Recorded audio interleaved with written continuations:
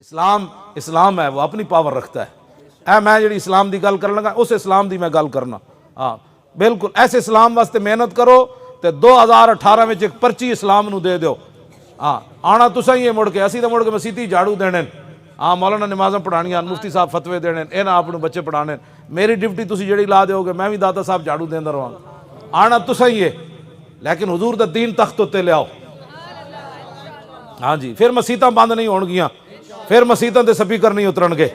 ہاں ہندو بن کے رہے سانو کوئی پریشانی نہیں، سکھ بن کے رہے کوئی پریشانی نہیں، کافر بن کر رہے،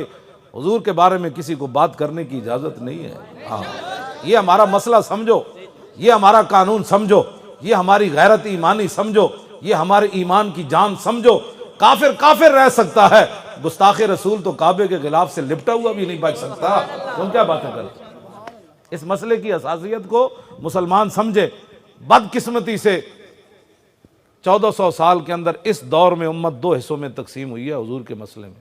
1400 سال امت حضور کے مسئلے میں دو حصوں میں تقسیم نہیں ہوئی، ہاں بالکل دو حصے امت کدی تقسیم نہیں ہوئی۔ علامہ اقبال کا اس ویلے مرزائیاں مخالفت کی تھی سی غازی علم الدین دی، صرف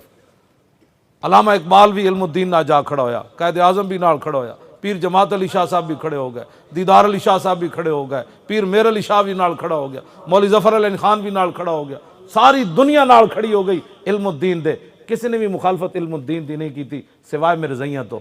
دسو یار اج لوگاں سیاست دے میدان وچ آ کے اپنی سیاسی پارٹیاں دی آڑ وچ حضور دی عزت نہ بھی دھوکہ کر بیٹھے لوگ، کس منہ نالے کا عشق جو ہے نا مسلمان ہی حضرت صاحب بتائی نہیں جاتی، میں بھی مسلمان ہوں، مسلمان کا عمل بتاتا ہے یہ محمد عربی کا غلام ہے، جنہیں مجبوریاں آڑیاں نہیں جی چونکہ میں بھی عاشق رسول ہوں لیکن میری فلانی مجبوری تے جلیا، اسلام انہاں مجبوریاں نو نہیں ہے مندہ، اسلام ایک کوئی مجبوری مندہ، انہیں جانا انہیں مانا نہ رکھا غیر سے کام، للہ الحمد میں دنیا سے مسلمان ہوں۔ اے جاؤ میانی صاحب 1929 دیاں قبراں، او بڑے بڑے قبر پہ کوئی پوچھنے والا نہیں ہوتا، شمع بھی جلاؤ تو اجالا نہیں ہوتا، علم الدین دی قبر تے پھول کون پاندا،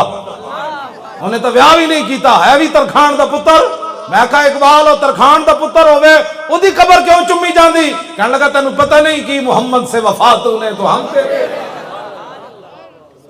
ترخانہ دے پتروں دے بھی مزار کدی بنے نہیں بن دے، انہوں نے کہا وہ تو بن جاندے جدو حضور نال وفا کوئی کر بیٹھا،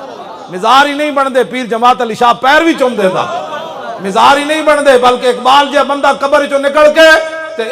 پیر جماعت علی شاہ صاحب دا ہاتھ پکڑ کے کہنا شاہ جی وہ ایسی تے گلیں ہی کر دے رہ گئے اور ترخان دا منڈا بازی لے گیا،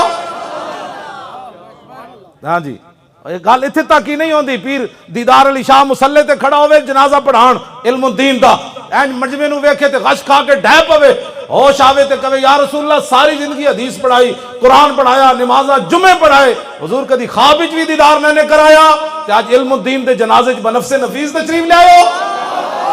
کی محمد سے وفات نے تو ہم تیرے ہیں، یہ جہاں چیز ہے کیا لوح و قلم تیرے، حضور کی بات،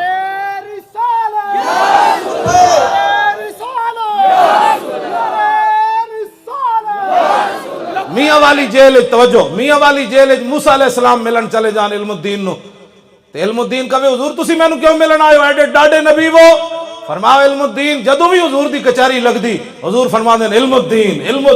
میں واقعہ میں ویکھا تے سہی ہو کیڑا جنا ہے جدا نا امام الانبیاء دی زبان تے جاری رہدا، حضور نال وفا کرنا ہے، ہاں جی